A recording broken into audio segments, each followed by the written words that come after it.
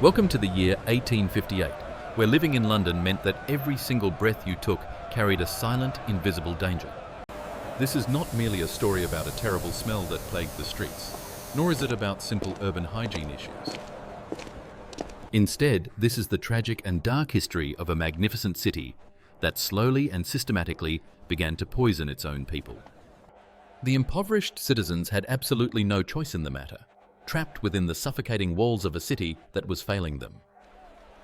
They could not simply pack up and leave their homes behind, so they were forced to inhale the toxic air every day. As the sun set over the horizon, the nightmare began, trapping millions in a cycle of despair that seemed to never end. London stood proudly as the largest metropolis in the known world, a beacon of industry and progress during this rapidly changing era.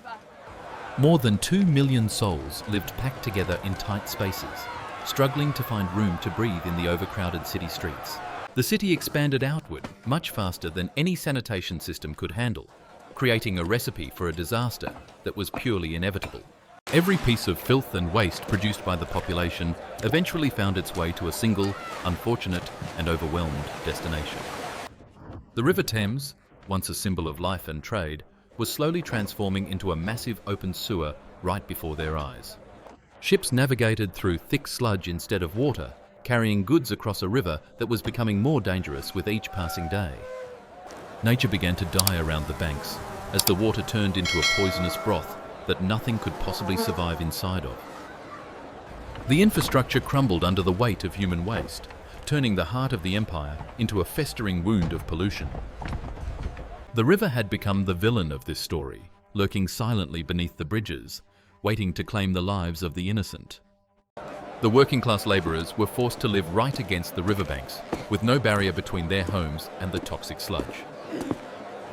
They prepared their humble meals just meters away from the flowing filth, inhaling the noxious fumes as they tried to eat dinner.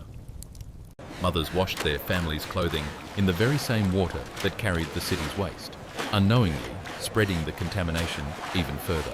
Innocent children played games along the muddy banks, their small hands touching the poisoned earth that would eventually lead to their sickness. The air in these neighbourhoods was always thick and heavy, hanging low over the streets like a suffocating blanket of grey misery. A terrible stench clung stubbornly to their skin, hair and ragged clothes, marking them with the scent of poverty and deep neglect.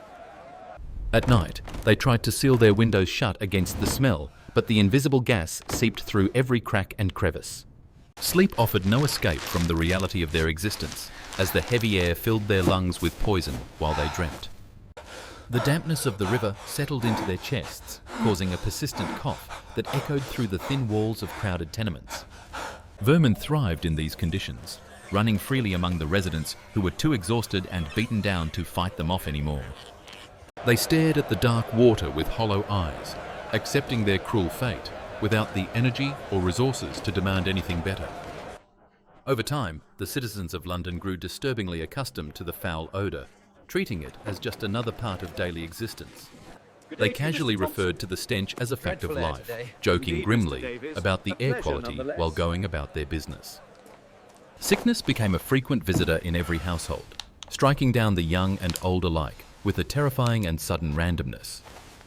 Tragically, children often passed away before their 5th birthday, their small lives extinguished by an environment that was hostile to human survival. Grown men coughed up blood in the streets, their bodies failing them as they worked long hours in the polluted industrial fog. Despite the constant death, nobody understood the true cause, leaving medical experts baffled and grasping for explanations that were completely incorrect. They firmly believed that the bad smell itself was the killer, a theory known as miasma that misled an entire generation. Fear of the smell dominated their thoughts, blinding them to the microscopic danger that was actually lurking in the water they drank. The true assassin remained hidden in plain sight, masked by the overwhelming stench that distracted everyone from the real source of death. This ignorance set the stage for a catastrophe as the summer approached and the city prepared for its darkest and hottest season. The summer of 1858 arrived with an unnatural heat, baking the city stones and turning the atmosphere into an oven. The water levels of the River Thames dropped significantly low, exposing banks of rotting filth that had been hidden underwater for years. Decaying waste fermented in the scorching sun, releasing a cloud of gas so potent that it felt like a physical blow. The entire city struggled to breathe, with citizens vomiting in the streets as the overwhelming nausea took control of their physical bodies. Businesses were forced to shut their doors, as customers could not bear to walk outside, bringing the economy to a standstill. The wealthy elite packed their bags and fled to the countryside, desperate to escape the suffocating grip of the poisonous capital city. Even the Houses of Parliament were not safe, as politicians soaked curtains in chloride of lime to block the intrusive, foul smell.